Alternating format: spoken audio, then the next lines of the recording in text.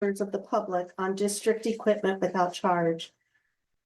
Speakers wishing to address the board on closed session items, please complete a request card with your name, address, and item number and submit it to the board president or superintendent. You will be called to address the board and may speak for up to 3 minutes.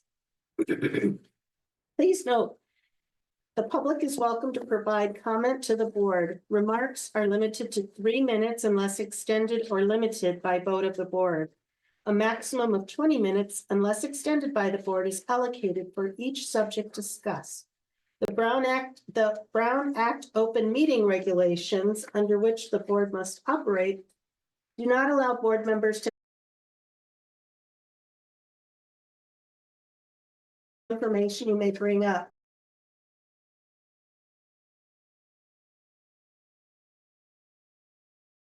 However, the board may give direction to staff following a comment. The board met in closed session to discuss closed session items 4A through 4H as listed on the agenda, and no action was taken. Are we missing?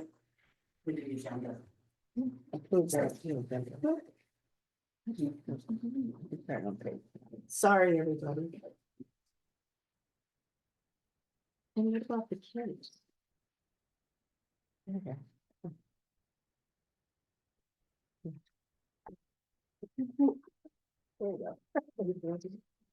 Okay, so moving on to approval of the consent agenda.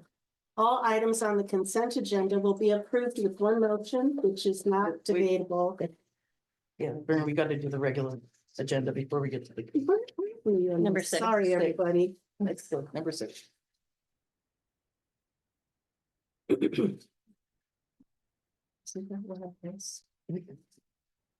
Approval of the agenda. Are there any questions?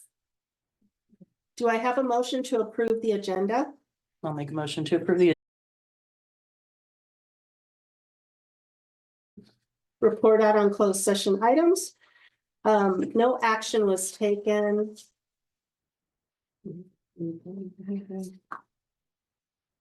And now we're on approval of the consent agenda.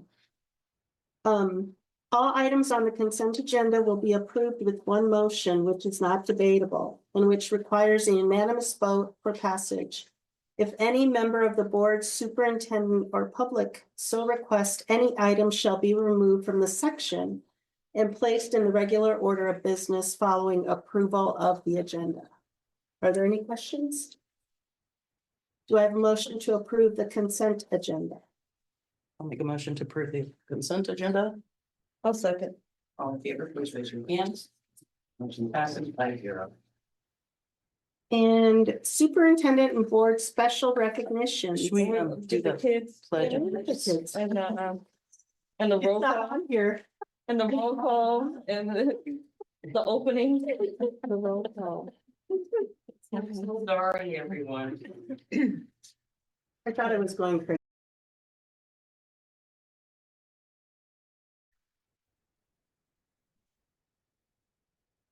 Okay, well, it's the students of Ocean Shore School.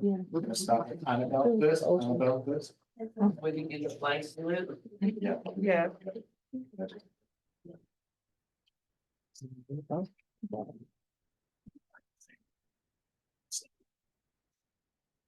Could we all stand for the Pledge of Allegiance?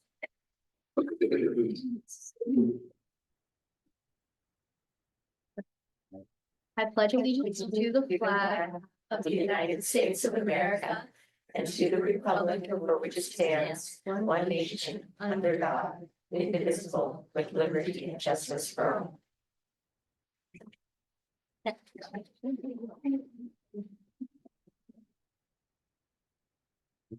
The Pacifica School District acknowledges that we gather on the unceded ancestral homelands of the Ramaytush Ohlone people. As guests, we humbly extend our gratitude to the Ramaytush Ohlone elders and community. We recognize that we benefit from living and working on their traditional homeland, and we affirm their sovereign rights as First Peoples. As the original stewards of this land, the Ramaytush Ohlone understand the interconnectedness of all things and the importance of maintaining harmony with nature. Likewise, Pacifica School District commits to teaching our school community how to be responsible stewards of this land. Thank you. Thank you. I'm just going to ask 3 of my students, they're going to come up and tell you about what's going on at Ocean Shore. We're going to start with Lulu.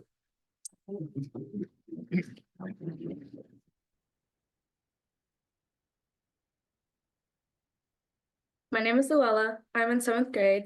I've been going to Ocean Shore since kindergarten, and one thing I love is the student-led groups. I get to be a part of both Student Council and Green Team. Green Team is an in-school project where we go to the school garden every Thursday and teach younger kids about the environment with fun things like drawing endangered animals and cleaning up trash around the garden. Lots of kids really enjoy it and come every week. In Student Council, one thing we do is organize the festivities like movie nights and spirit weeks. We also sell snacks during recess on Fridays. Our amazing Student Council president, Annabelle, has brought lemonade that we sell on Friday to the school, which plenty of kids love. I find both Student Council and Green Team a fun learning experience. Thank you.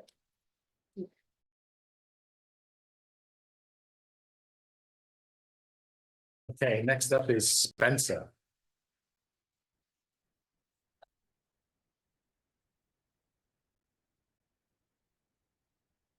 All right, so I'm gonna be talking about Yosemite and the field trips in like middle school.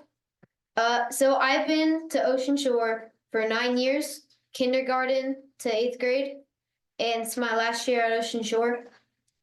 And we actually went to Yosemite recently. I think it was like 2 weeks ago actually, and it was really fun because we did a lot of nature things, and it was organized by Nature Bridge, which actually helped a lot because they organized everything and made it super fun. So in Yosemite, you went to this place called Camp Curry, which was the place where you slept. And during the day, you would go on these hikes. And these hikes would be from 9 o'clock to 3:30.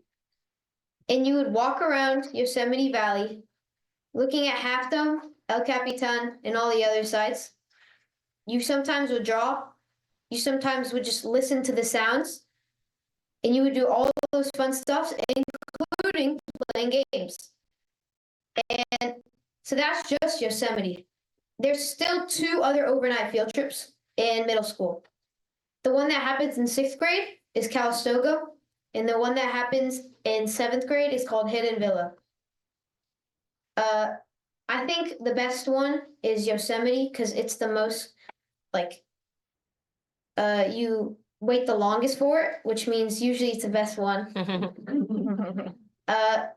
And I'm really thankful I went there because it helped me learn a lot about the environment and the beauty of nature. And I think it was probably the best field trip I've ever been on. And Thank you. And finally, to talk about band is Hannah.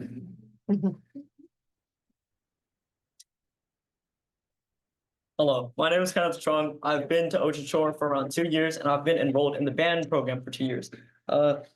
Gee. I think Ocean Shore's band program is really good and really nice because I think the atmosphere is just really nice in general, and the band teacher, Mr. Gower, is also really great. He teaches students like the basics and pretty much everything they need to know. Along with that, he has a pretty good sense of humor.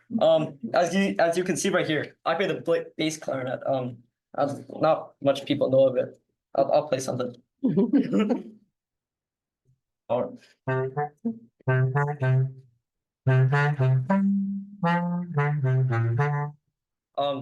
That's from Weezer. I love Weezer personally.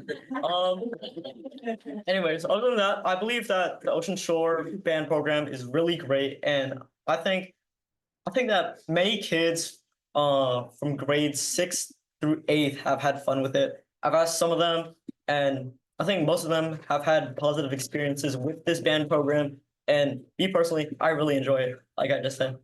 So yeah, I love band.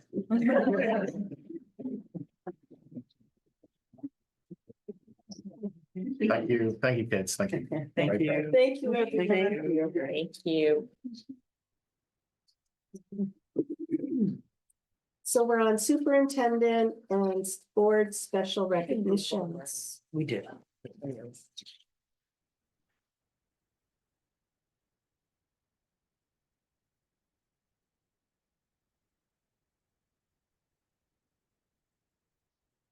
Good evening.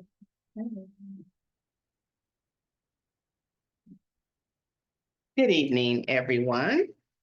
This evening, it brings us great joy for us to be able to recognize one of our community heroes, Tanya Guido.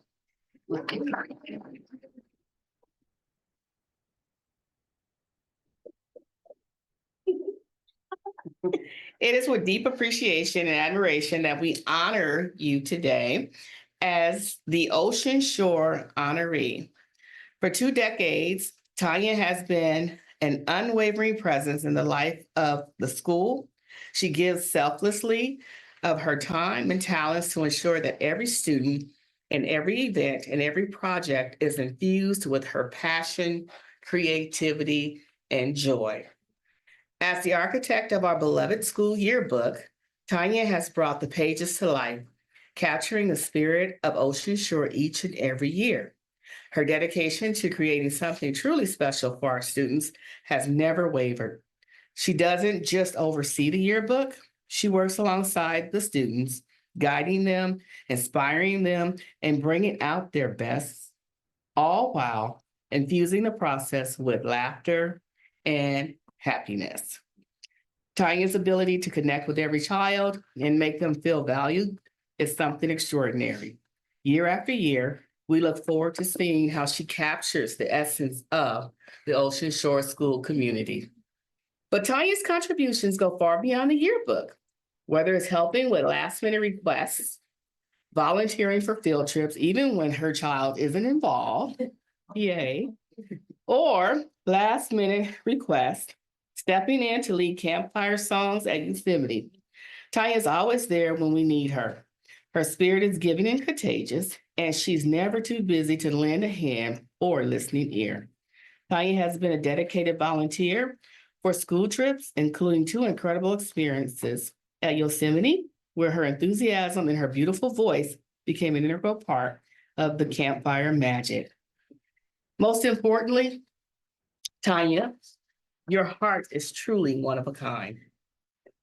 You embody kindness, warmth, and generosity. You know how to make everyone laugh when they need a pick-me-up. And with your compassion, you know when to lend a hand or a shoulder when someone needs to cry. You are the person that people turn to when they need guidance or a little extra joy in their day. And let's not forget the one-of-a-kind charm of your pink VW bus, which has become a symbol of the love and care that you pour into everyone. Tanya, your gifts do not go unnoticed. The love, energy, and warmth you bring to the school are immeasurable. And we are so incredibly grateful for everything you've done and continue to do for the Ocean Shore family. Tonight, we are honored to celebrate you. We lift you with your vision and your heart, your dedication, and your extraordinary contributions for Ocean Shore school community. You make the school a better place, and we are all better for knowing you and having you there and dear each and every day. Please come forward, Ms. Tanya Guido.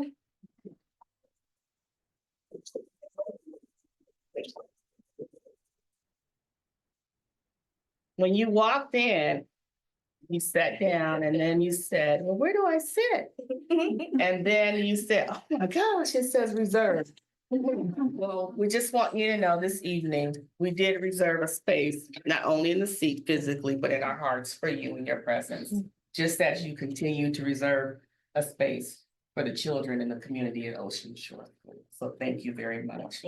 So Pacifica School District Board of Trustees and Superintendent present the certificate of appreciation awarded to you, Tanya Guido, Thank you for your service and commitment to our students and staff awarded this 20th day of November 2024. Thank you so kindly.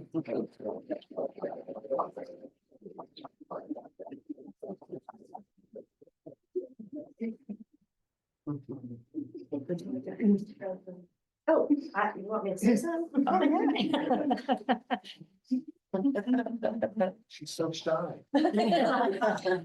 Just listening to a little song. Thank you all.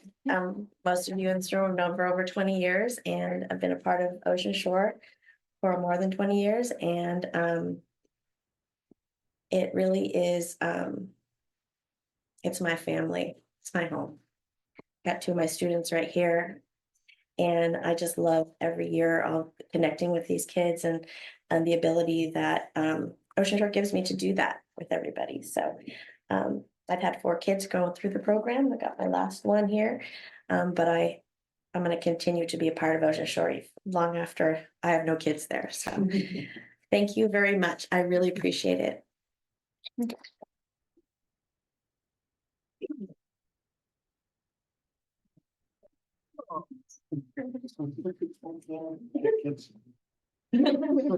Thank you. Thank you.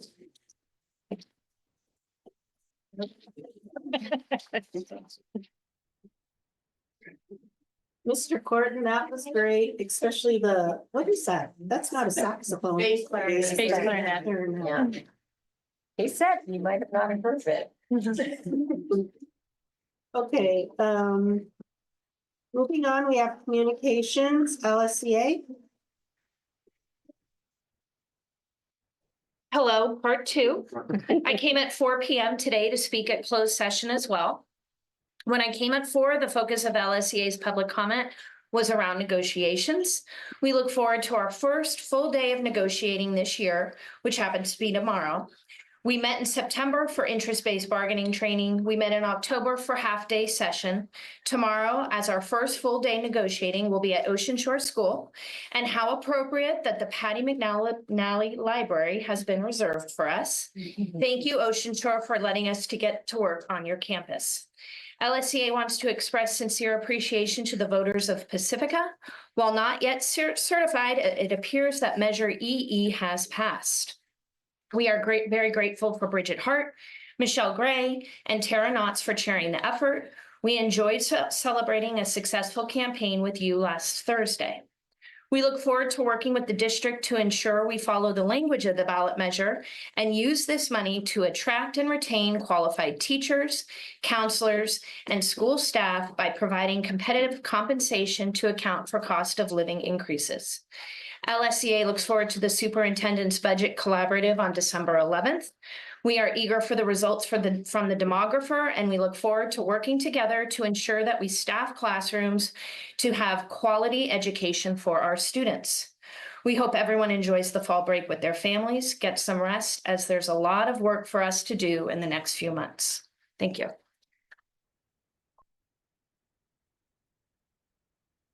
And next we have CSEA, Sharon.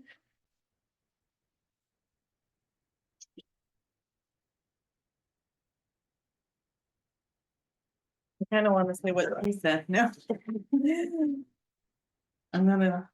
We lost power, so I couldn't print my speech out. Good evening, board members, superintendent, Dr. Williams, cabinet, and members of our community. Tonight, I stand here filled with gratitude and pride in our collective accomplishments. First and foremost, I want to extend a heartfelt thank you to all our community for your incredible commitment to our schools. By coming out to vote and passing the EE, because I know it's gonna be certified, parcel tax, you have made an investment in our students, our staff, and our future. This vote is more than just numbers on a ballot. It's a testament to the trust and support you have for our work.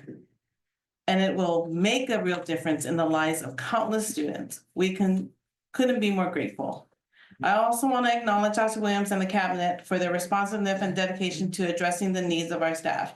Recently, you listened to our concerns about the Paraeducator Conference, and I'm especially thankful for the steps taken to ensure that our members have full support. By covering the upfront costs of the conference, including airfare and hotel accommodations, you have lightened a significant financial burden for our members attending. This allows them to focus entirely on the professional development they'll gain, which will ultimately benefit our students and the district. Hopefully they can, run a professional development for the paras. On Monday, November 18th, I had the distinct honor of participating in the groundbreaking ceremony at Odsted School. Odsted holds a special place in my heart as it marks the beginning of my journey with the then Laguna Salada School District, from parent volunteer to classified substitute and finally as an employee. Odsted has been the backdrop for many cherished memories. Now, as we embark on the construction of the new workhouse housing project, I am thrilled to witness the next chapter in Odsted's history. This project represents not only progress, but also a commitment to supporting our educators and staff, ensuring they have the stability and resources needed to continue their incredible work in our community. Thank you for your partnership, vision, and unwavering support. Together, we are building a brighter future. And now for our above and beyond recipients. Our above and beyond recipients for November 2024 are Sylvia Rocha, paraprofessional at Ortega, and Santos Vicente Ramirez, custodian 2 at Ortega. Sylvia and Santos are hardworking, valued PSD employees. Sylvia is a paraprofessional working at one of our TK classrooms at Ortega. Sylvia has also previously worked with our English language learning students to assess them for English language proficiency. Santos works as a day custodian for Ortega School, making sure that the school campus is clean and safe for students and staff. CSEA Chapter 128 is proud of all our above and beyond recipients. Our classified employees are dedicated, hardworking people who care about our students, our schools, our district, and our community. CSA will continue to shine a spotlight on Pacifica School District's wonderful classified employees. We believe the hard work, the dedication, and the contribution of our valued classified employees should be celebrated and rewarded. Union proud, union strong. Thank you.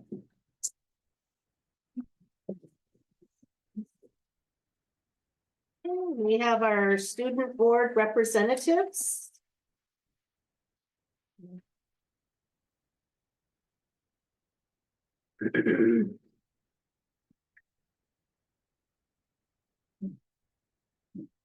Hi, my name is Mateo Berlanik. I am an 8th grader at IBL Middle School and a student board representative. On Thursday, me, Chloe, and Julia had a meeting with the SAC and discussed what we wanted to do for our schools. We discussed many topics, including our district's fields, lawns, school lunch, and new recreational equipment. We also discussed our school's lawns instead of our school's pool fields. We also discussed solutions to these problems with the SAC, such as buying new balls for recess, putting turf on our school's lawns instead of our whole fields as baby steps, and doing a Google survey on advisory day, that is mainly for IBL, to see what other students want. IBL is also having a canned food drive right now that looks quite successful, as there are a lot of piles of food that have been collected. And at Valleymar, they are continuing their canned food drive for the resource center, and they just had math night where they hosted a bunch of math related games in the MPR for all grade levels to enjoy. Thank you for your time.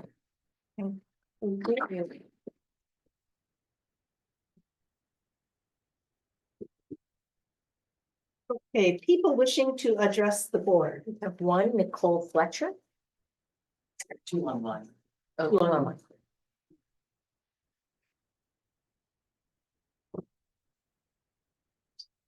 Hi, my name is Nicole Fletcher and I'm a parent at Ortega. I have a 1st grader there and twins who will be starting TK next year. So I'm kind of just starting my parent journey here in the school district. I'm also proud to serve on the Ortega's PTO board as the parent council representative. Just started this year. So I'm here today to talk about a serious concern affecting our students. Our school has been without a mental health counselor for over 60 days. As you know, the Pacifica School District has an open position for the lead mental health counselor, meant to offer part-time support at Ortega. However, the job posting doesn't clearly state that this position includes service for Ortega, which is troubling for myself, which is why I'm talking. While we appreciate the Valamar counselor coming to Ortega on Mondays, it's simply not enough. This arrangement takes away support from Valamar and leaves our students without the help they urgently need. Without a counselor in place, I worry about how this gap will affect our kids, whether it's feeling isolated, anxious, or overwhelmed. Without the proper resources, small challenges could quickly turn into bigger problems, impacting not only an individual student, but the entire classroom environment as a whole. Early intervention is key, and this is a situation that requires immediate attention.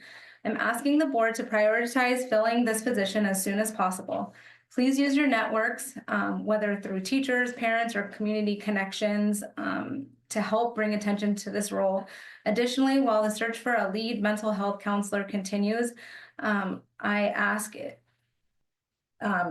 if you can consider bringing in temporary counselors from any trusted organizations to help ensure that our students have the mental health support they need right now.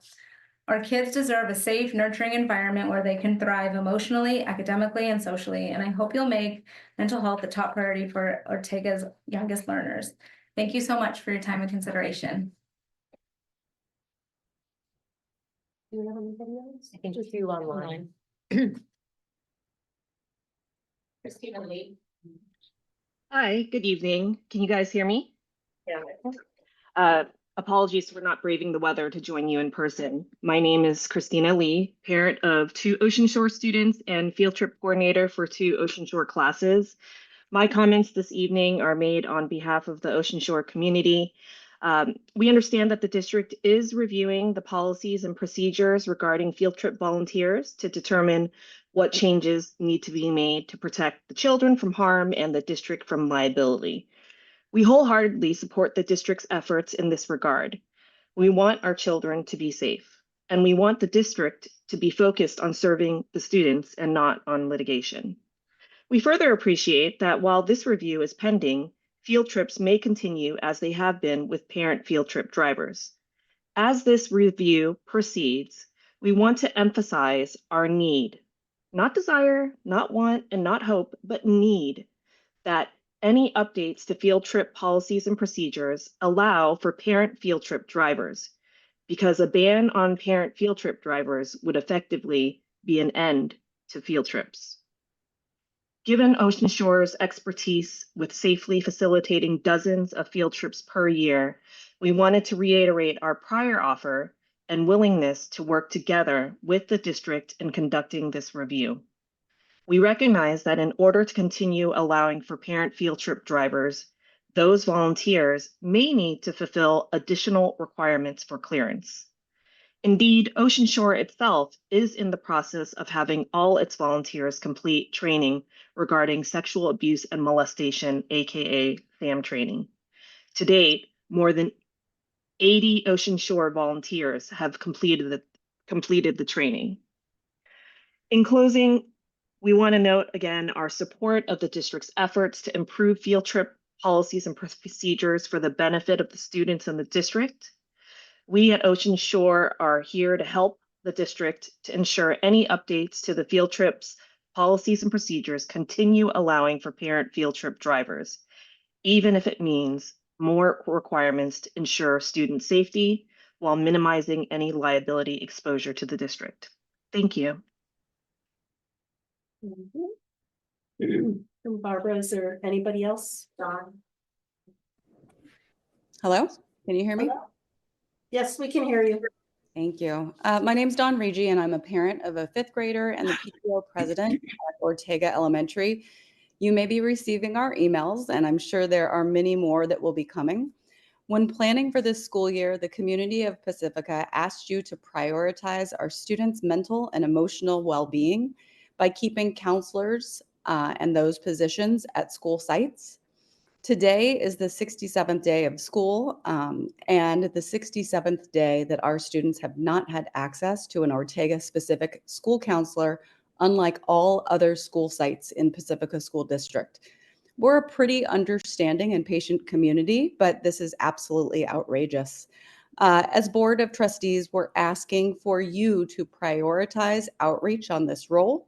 Please ensure that the role description is accurate in EdJoin and ensure that our students have increased access to counseling services during the remainder of the school year, as they have not this semester. Please initiate discussions with trusted vendors like YMCA or Star Vista to get a contract counselor in place at Ortega.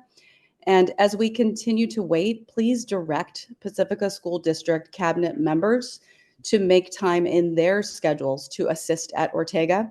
They can come to school, they can help with conflict resolution on the playground, they can help to facilitate community circles as they are credentialed individuals. Our kids can't wait any longer. Please help us. Thank you. Thank you. Is there anybody else online?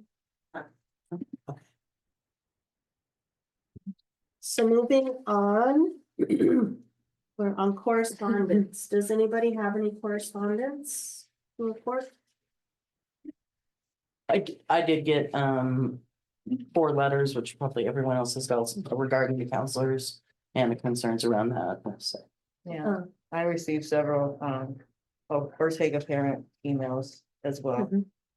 And I think I received about 8 Yeah. altogether. And that was the correspondence that I received. Anything else? Okay. Okay, moving on to board superintendent communications. Linda, you want to start? Sure. I had a workforce housing meeting. And then we had workforce housing groundbreaking yesterday, which was a lot of fun. I've had my one-on-ones with Dr. Williams.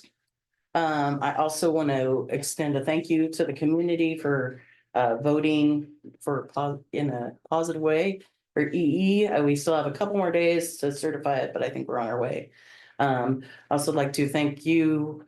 I've also been reelected for 4 years because we ran unopposed. So also thank you to the community for that. So that's it for me. I will, okay. I had a workforce housing meeting. Unfortunately, I couldn't make it to the groundbreaking yesterday.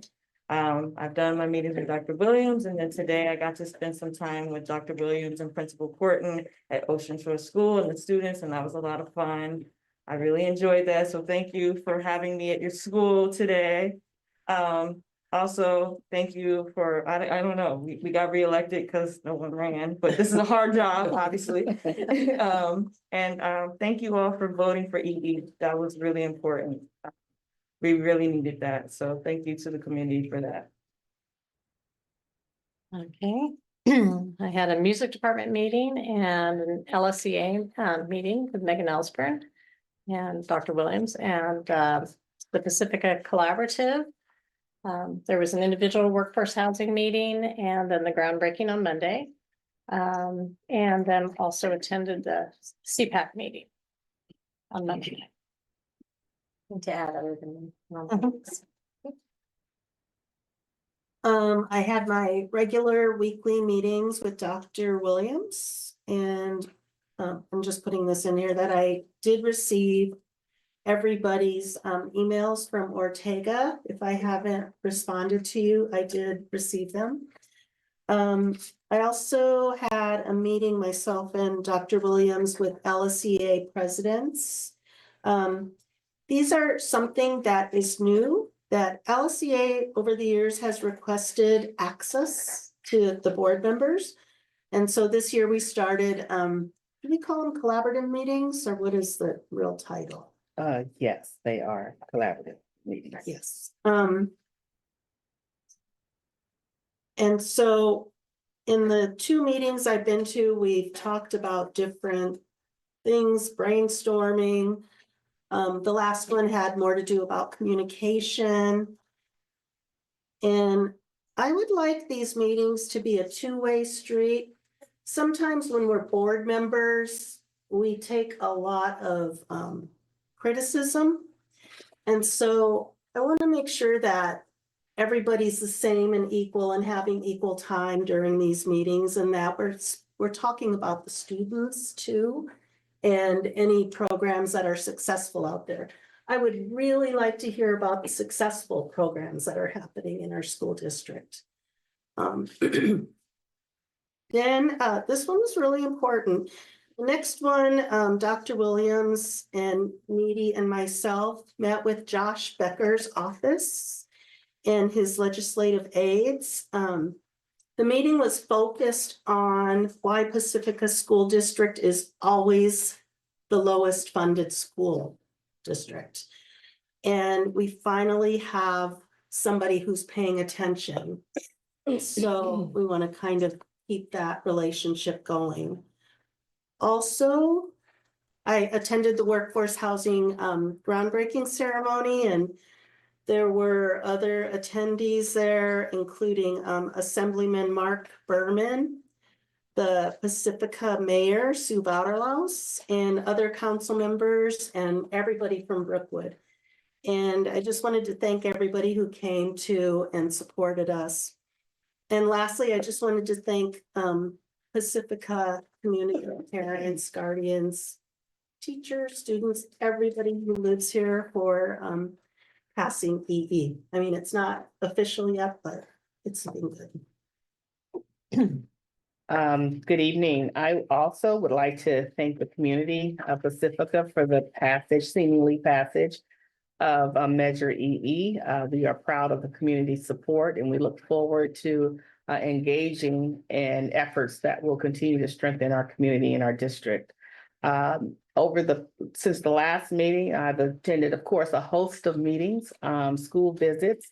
I had one today at Ocean Shore along with Trustee Doggett, and we had a great time engaging in activities with the students. I got to do some cooking and some art and crafts, and it was a great experience. In addition, we continue to engage with our labor partners. We do appreciate our partnership. We have had our standing board labor partners collaborative. It has been a way for us to really hone into issues that are of concern for our district, and having opportunity for us to engage in those conversations and look for solutions. In addition, I had an opportunity to attend the Pacifica Collaborative with Trustee Bradall, and we had an opportunity to share the good things that are going on within the district, as well as learn about what is going on across Pacifica. I joined the conversation with Trustee Patel and then also Trustee Villalobos regarding funding with Senator Josh Becker's office. And we are looking forward to more meetings and also hopefully additional outcomes and opportunities for us to advocate for increased funding for our district. Met with principals, class visits, and most importantly, the workforce housing groundbreaking has been a long time coming. I just want to thank everyone who played a part. Most importantly, I want to thank the Board of Trustees for having the vision and to be able to participate in making the vision come to reality. And so thank you all. And that concludes my report. Now we're on the part of the agenda for information items. And the first one is teaching and learning, school plan for student achievement success, and update for IBL and Bellum. Yay. Good evening, Board of Trustees, Dr. Williams, labor partners, staff, students, and community. I am very excited this evening. We're going to look at the progress schools have made on their SIPSA or school plans. And we're coming near the middle of the year, and you'll have the opportunity to hear from all the principals regarding their school. The important thing I'm going to turn it over to our fabulous principals in just a moment, but I want to make sure that I again let you know that everything that we're working on through the Office of Educational Support is we directly align again to our ACE and to our learner profile. And it's been an instrument in working with the principals currently on the SIPSA, the processes, and what could we do better, what really worked. And so we're looking forward to that end of I don't know if we're looking forward to writing SIPSAs, but we're looking forward to reviewing the data and bringing all the schools together and then providing that update for you. So behind me, I have Miss Kathy Alderson and Miss Laura Voskovic, and they're going to give you an update on the SIPSA and a side-on-side comparison of how they are and how the schools are doing, how the students are doing, and both IBL and Ballymore.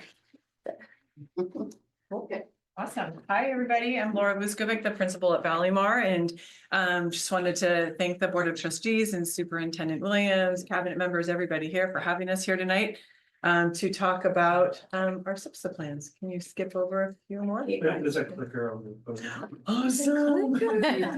I'm Kathy Alderson, principal of IBL. Awesome. So we're here to talk to you about the school plan for student achievement, otherwise known as the SIPSA.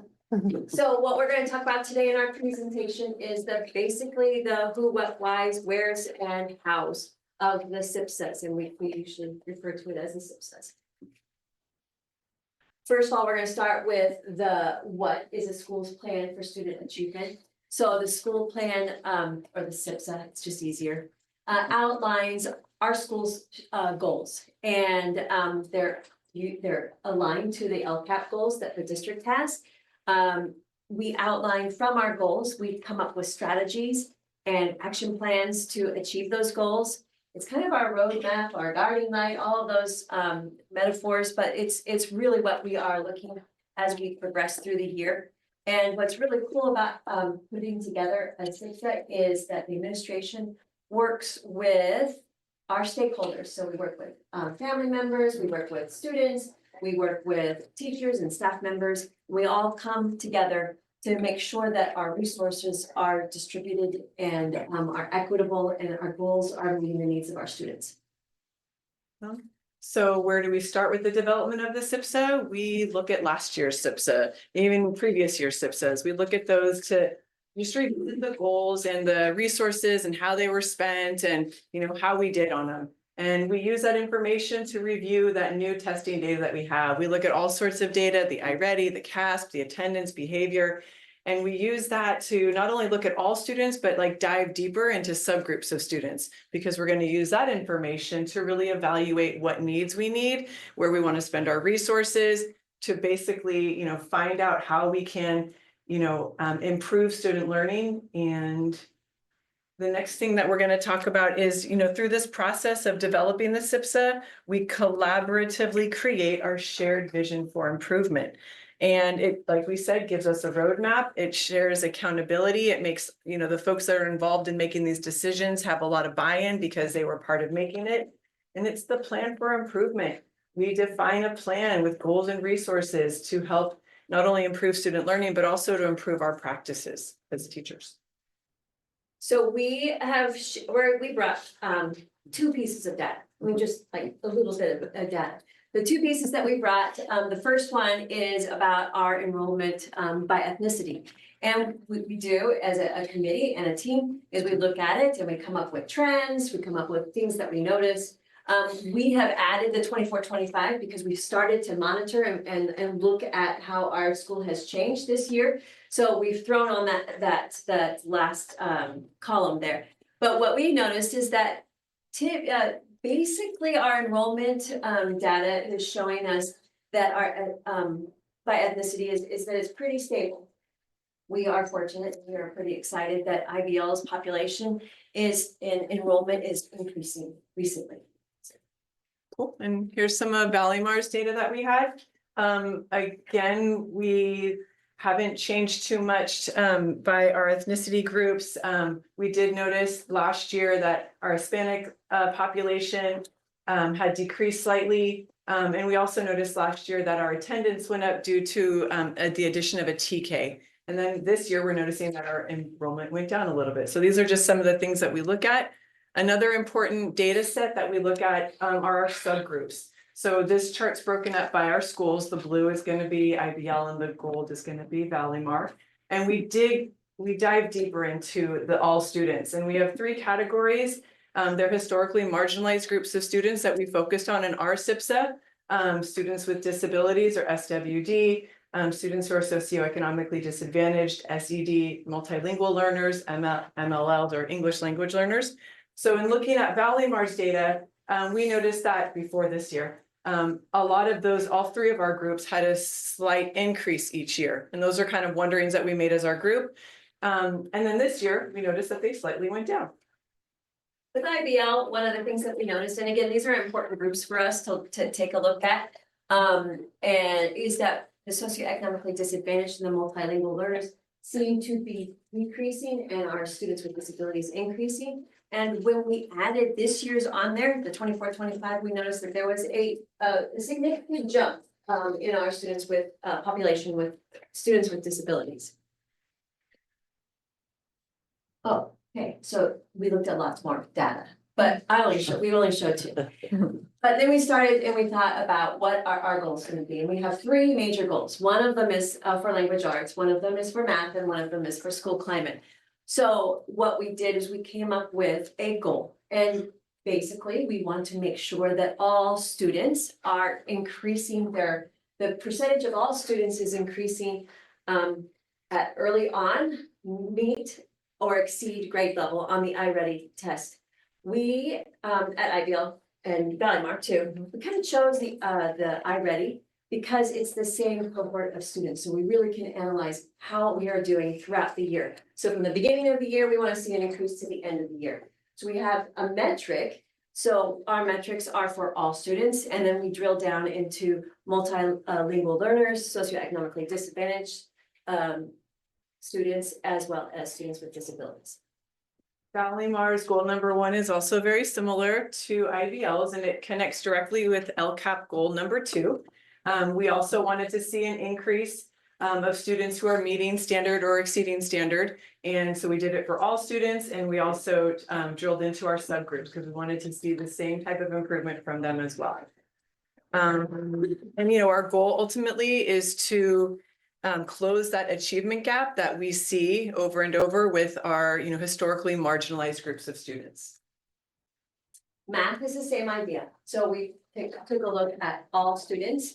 We're looking at the iReady results from fall to spring and making sure that we have improvement and hopefully significant improvement.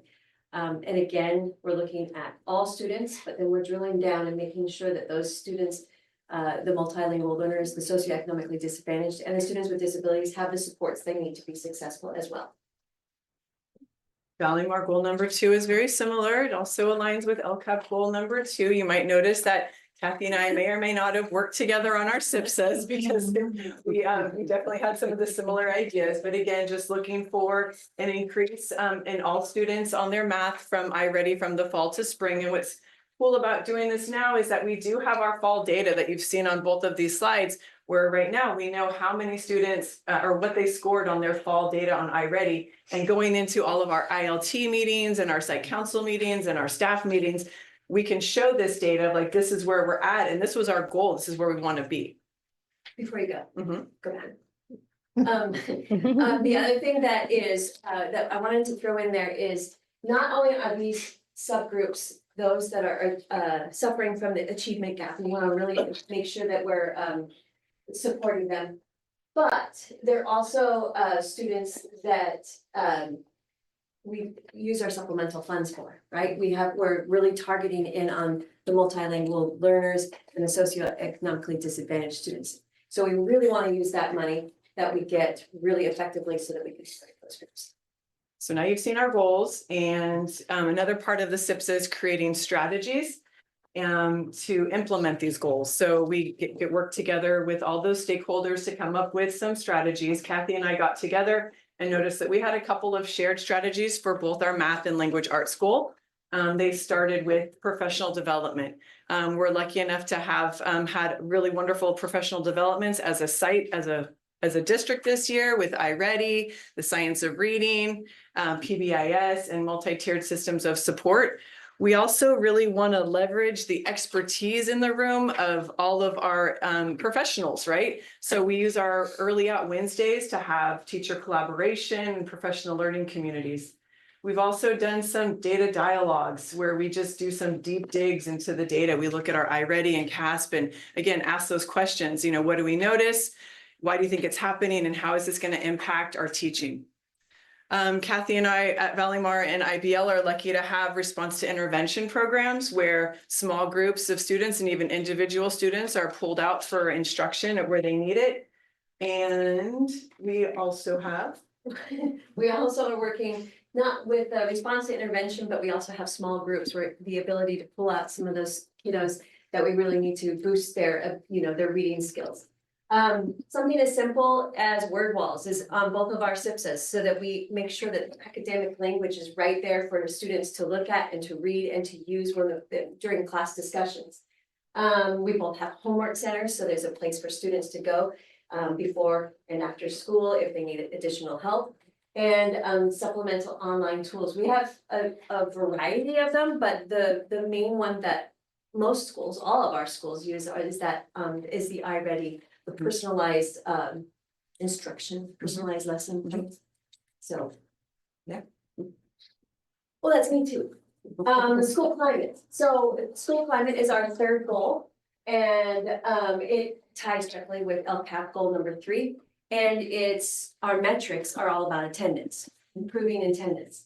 But the goal is written slightly differently in the fact that I'm just gonna read mine, or our school. IBL aims to create a safe and inclusive environment that strengthens that family and student engagement and sense of belonging. We're hoping if we do that, then attendance will rise or, chronic absenteeism will decline. And also our suspension rates will also decline.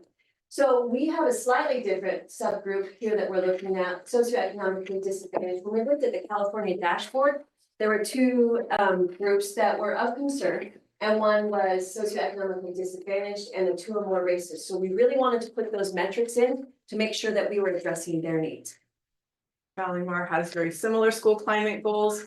We want to increase in student engagement, and we focused on the chronically absent. So instead of raising, we're actually looking for a decline. And 2 of our, groups that really popped up as an area of concern in this area were the socioeconomically disadvantaged and students with disabilities. So we made some numbers and hope to see a decline. And we have some strategies that we came up with to try and make this happen. And again, there's a lot of strategies that we listed on our SIPSA. These were some of the ones that IBL and Valleymar had in common. It starts off with, having those SEL lessons in classrooms so that we're creating that culturally responsive classroom. And we do that through our Caring School communities curriculum. Both of our schools also utilize restorative practices and positive behavior intervention systems.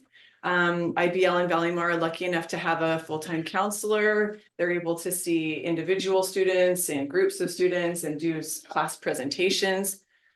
We also invite a lot of school presentations to come to our site, like assemblies that focus on that positive school climate, being kind, and that's it.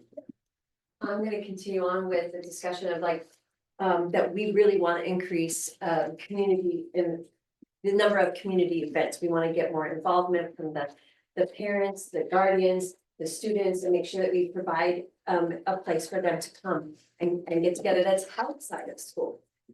We are implementing Stop It, which has proven to be really effective in having a place for students to report immediately any kind of peer conflict and allowing us then to address it almost immediately. We have surveys that we send out, and we do it in the beginning of the school year and the end of the school year. We're using panorama surveys, but also we both have school site specific surveys that our school climate committee, which is down there, has put together, and really to understand how our students are feeling. And we're going to do that at the beginning and at the end so that we can really see if that sense of belonging and engagement increases. And then both of ours, we are lucky enough to have middle school students that are in our leadership groups and peer helpers as well to help mitigate that peer conflict. So that kind of wraps up our presentation on just an overview of SIPSAs and a little look into what we've done with our SIPSAs. And we just wanted to thank the board for allowing us this opportunity. We found it very beneficial to dive back into this SIPSA. And it's put it on the forefront as we enter into our professional developments and our, staff meetings. And it's very, very important to have this as our guiding focus. And we just thank you for this opportunity. Are there any questions? I just have a comment. First of all, year over year, this gets put together by the principals. And this is like the first year I've really seen it come back as a tool and through the course of the year. And I think you guys are doing a great job and thank you. I echo that comment.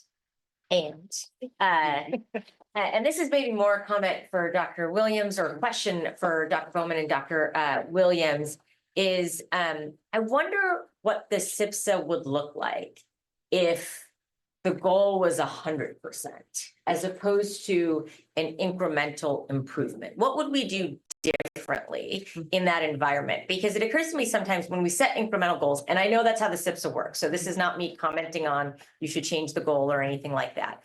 But when you set a goal of 15% more multilingual learners reaching meets or exceeds, when it's out of 50 kids, that's 7 or 8 kids we're talking about.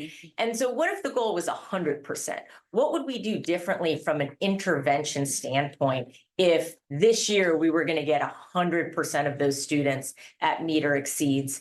And so I guess I would just ask both of you, not to necessarily answer right now, but is there, instead of an incremental goal with an incremental strategy, is there a big goal with a big strategy that we might invest in or work on to get to closer to 100% so that all of those 50 students reach what we know they can reach? So that's just my comment. I've noticed this in general, and sometimes when I see the numbers, I'm like, yeah, that's good improvement. Okay, that's 7 out of the 50. That's, 3 out of the 35. But what's happening with the rest of the students, Just quickly, I probably don't need a mic, I talk loud, but we do look at that, and that's always the conversation. Our goal is always 100%. We do the small increments one because of the requirement, but also we want to celebrate the small successes. You'll hear in meetings and talking to principals or cabinet members or the community, 1% it might seem small, but 1% is still an improvement. And so we take it step by step. The other thing with 100% is we have kids that we know that aren't going to be able to meet the goal because either special needs or any type of processing deficit. And so we want to make sure that the goals are attainable by not only the staff, but making sure that our kids are able to obtain them as well. And so we do those small increases with in mind that we always want to get there. I wish there was like one thing that I could say, like buy this or do this to and prove it and to get to all of our kids. I don't have that. And if I did, we would all be very, very wealthy. And unfortunately that doesn't exist. But what I can say is with the principals that were here tonight, professional development, data dialogues, our frameworks, like we're well on the way of putting things in place so that our students do and achieve at the level that's best for them. Does anybody else have questions or comments? I just have one question, and it's about the Stop It. I'm just wondering if you can give me an example of how that works. Like, let's say I was bullied. Yeah, you just take your phone and you do the QR code and you type it in. All the students in our middle school have been pre-registered in it, so they just, it recognizes them right away. They can even use their Chromebook to use it, so they make it very acceptable. They can even log into the website. So there's a lot of ways to access it, and they just type in that I was in the bathroom today and I heard some of this or this was happening, and they describe it. And there's a couple of questions that they answer, which help just categorize where it's going. And I get an email, and a couple other people in this room get an email, and it's amazing because usually by the time I get to it, someone else has already answered it. And it's something like, can you tell me a little, thank you for responding and thank you for reporting this. And can you give me a little more information about this, for example, because it's all anonymous. So sometimes we need to, figure it out. Sometimes they do, listenings and when in that case, I can go immediately and, talk to that student or talk to the other student that was involved and start the investigation. My favorite is when, and it doesn't happen very often, but my favorite was when there's a register of peer conflict and it's in the classroom, it's happening right now. And I send it out and I just get up and I walk over there and I'm in the room. And I don't know who it is, I mean, they can tell me like who is the, the person that's causing the conflict. So I can go stand by that person, but I don't know who reported it, but I see the message that I'm there to respond and I'm there to support them immediately if possible. And like Laura said, there's an option to send a message to them. And most of the time we send a message quickly. We have county resources as well that will help us if it happens in the evening or something like that. We don't get it right away. But that was always my favorite. I've had like 2 instances, right? So, yeah. Thank you, that's great. Any more questions? Okay, so I we're just gonna. wanted to thank them. Thank you both. Yeah, thank They've been you. doing a fabulous job and thank you for the comments. Thank you. Thank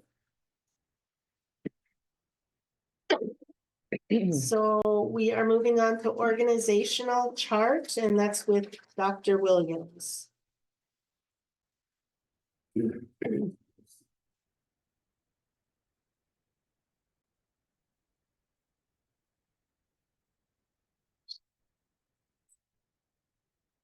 Good evening, Board of Trustees, Board President.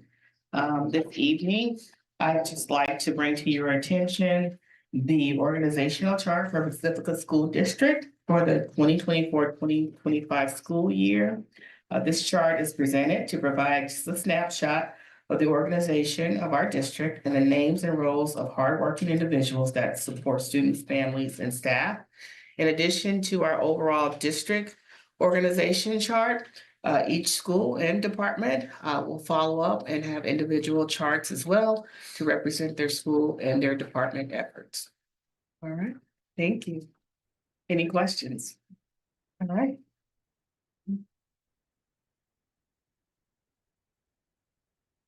All right. And now we have first reading summary of instruction policy update 6000.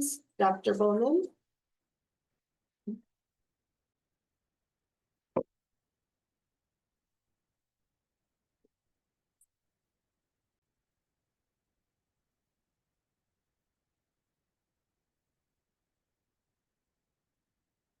Good evening again. I am here for the first reading of the summary of instruction policy updates in the 6000s.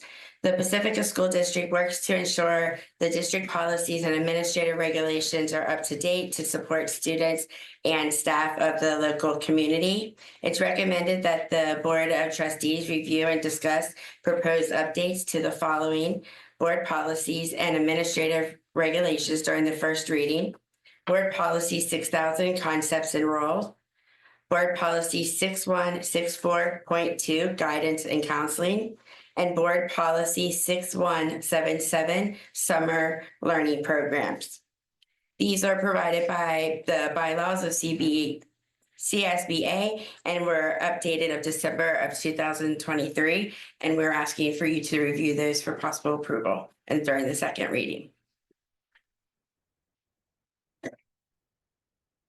Okay, thank you. And then we're moving on to first reading of the zeros to the thousands and bylaw CSBA updates December 23. Dr. Williams. Good evening, Board of Trustees again, and to President Trustee Villalobos. I am here to bring forth the consideration or first reading of our 000-1000 bylaws and updates. CSBA provides sample bylaws, board policies, and administrative regulations reflecting any legislative changes quarterly, with descriptions identifying major changes and revised materials, as well as editorial changes or technical revisions. If no substantial changes are made at the first reading, the policy will be placed on the consent for adoption at the next board meeting. The Pacifica School District works to ensure that our district policies and administrative regulations are up to date and to support the students and staff of our local community. It is recommended that the Board of Trustees review and discuss the proposed updates to the following board policies and administrative regulations during this first reading. BP Board Policy, AR 460, Local Control and Accountability Plan, Board Policy 500, Accountability, Board Policy 520, Intervention in Underperforming Schools, AR 1220, Citizen Advisory Committees, Board Policy 1430, Waivers, Bylaw Exhibit 1 and 2, 9321, Closed Session. You have reviewed the items. Might you have any questions? If not, this concludes my presentation. Does Thank anybody you. have any questions?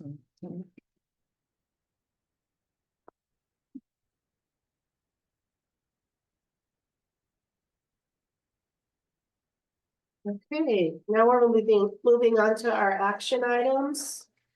And we have 403B, 45, 7B, restatement and amendment. Dr. King. Good evening, Board President Villalobos, Board of Trustees, and Superintendent Dr. Williams. Tonight, we would like to bring forth a 403B restatement amendment to add Roth and loans and a 457B restatement amendment to add Roth and age 59.5 withdrawal to the board for approval. These restatements and amendments will expand opportunities for our employees in the Pacifica School District, which supports recruitment and retention efforts. A 403B and a 457B are both tax advantage retirement saving plans typically offered to public sector employees, allowing them to contribute pre-tax dollars from their paychecks, which then grow tax deferred until withdrawal and retirement. Following are a few benefits for employees. By contributing pre-tax dollars, employees lower their current taxable income, potentially putting them in a lower tax bracket. Contributions grow tax deferred over time, allowing for greater investment returns through compounding interest. And with the 457B plan, employees may be able to withdraw funds penalty-free if they leave their job, even before reaching traditional retirement age. These adoption agreements are to be used in conjunction with the 403B and 457B plan documents by Tax Deferred Solutions. The 403B plan was originally established by the employer, effective January 1st, 2009, with the previous amendment on March 27, 2020. The 457B plan was originally established by the employer, effective October 13, 2005, with the previous restatement on June 9, 2017. Therefore, it is recommended that the Board of Trustees approve the amendment restatements to the Pacifica School District 403B plan document and 457B plan document as presented in the attached adoption agreements. Thank you. Does anybody have any questions? No questions. I just had a question. So with traditional IRAs and everything, it's always been 59.5. So these, we're not following that guideline? I believe the 457B was not. Okay. Any other questions, clarifications? Well, thank you, Carla. Thank you. You want to vote? The vote, we have to vote. What was that? We have to vote on that one. Oh, sorry. Do I have a motion to approve? I'll motion to approve. I'll second. Motion passes 5-0. All right, and now we're moving on to annual organizational meeting dates set for December 18th, 2024. Dr. Williams.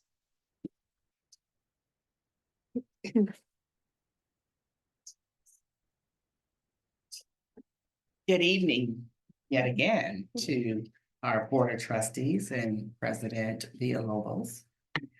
This evening, I bring forth the announcement of Pacifica School District's annual organization meeting date set for December 18th, 2024. At this time, our board will discuss meeting duties, roles, committees, governance, and also school assignments. It is our recommendation that the board adopt the annual organizational meeting date of December 18th, 2024. Anybody have any questions? My only question, I know it's gonna be a little bit of work, is if we could have the dates of the meetings or kind of the anticipated dates of the meetings, so we can kind of evaluate that in our selections. You will have them. Okay, thank you. Yes. For the board meetings or committee meetings? Yeah, for the committees. Yeah. Yeah. for the committees. Any other questions? That was a good one, Linda. Okay. All right, thank you. Oh, we gotta vote on it. Do you have a motion?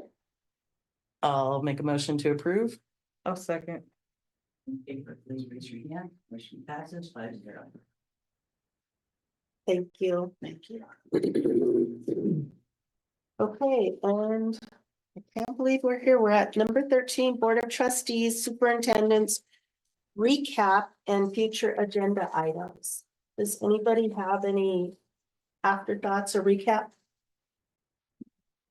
I think a future agenda item that might be interesting, and Megan mentioned it in her comments, is just an update from the district on the use of AI, what you're seeing, what the challenges might be, how we're supporting teachers in that. I think that would just be interesting to hear from the classrooms and teachers. Maybe does CSBA, are they working on that? Yeah, I mean, less on a policy perspective and more just what we're seeing in Implementation. our classrooms. Right. It's happening very quickly. Anybody else? I just wanted to say that at the CPAC meeting, the parents and special ed families are planning a Christmas party at Ingrid B. Lacey on the 14th of December.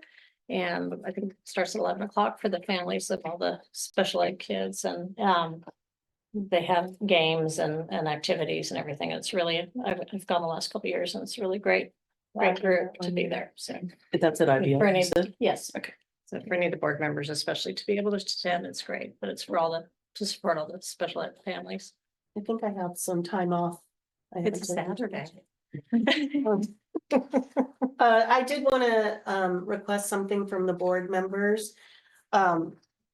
Since we have our legislature's ears open about us always being the last fund or the least funded district, I wanted to put together an ad hoc committee, possibly called Pacifica School District Advocating for More Per Pupil School Funding. I'd like to focus on the per pupil and not the whole. Right. Yeah. And so, you know, I've been thinking a lot about it. I've been thinking about it last year, the year before, that it's going to take more than just the March meetings up in Sacramento, which we have never seen any progress from. And I'm sad to say that I think it's more of like an opportunity for a picture that this is what your legislators are doing, but it's really not being done. And so I really want to focus on supporting the office of Josh Becker, and that we really need more funding, and it's for the students. One example I'll give you is, you know, my tax bill is going to be $13,000. Somebody who lives in San Mateo, their tax bill is going to be $13,000. Yet our children are not equal. It's an inequity that's happening in our institution, and somehow we need to find a way around it or fix it or something. And so I'm asking the board if we can put together an ad hoc committee. And an ad hoc committee is very much like the workforce housing is an ad hoc committee. So this one would be of 2 board members leading the parents and whoever else, community members who want to be part of this committee. We have to vote on it. You are asking me to help establish an ad hoc Will you committee. help me? Yes, establish Yes. an ad hoc committee? yes, I will. And that's it? That's it. Okay, thank you. Thank you. Okay, so moving on, that's it, unless anybody else has anything to say. Okay, so meeting is adjourned at 7:14. Recording stopped.